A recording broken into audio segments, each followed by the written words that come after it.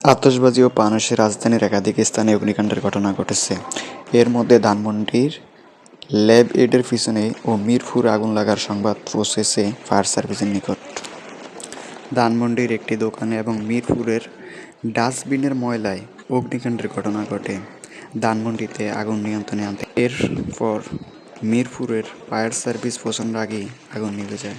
মঙ্গলবার 31 ডিসেম্বর মধ্যরাতে এই তথ্য নিশ্চিত করেছেন ফায়ার সার্ভিসের নিয়ন্ত্রণ কক্ষের ডিউটি অফিসার রাফি আল ফারুক বলেন, আজ রাত 12টা 37 মিনিটে আমাদের কাছে খবর আসে মিরপুর 11 নম্বর এলাকায় একটি ডাস্টবিনের ময়লায় অগ্নিকাণ্ডের ঘটনা ঘটে।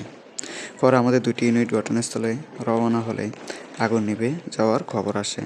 অন্যদিকে রাত 12টা 53 মিনিটে আমাদের কাছে খবর আসে রাজধানীর ধানমন্ডি ল্যাবরেটরির পিছনে একটি দোকানে আগুন লাগার ঘটনা ঘটেছে।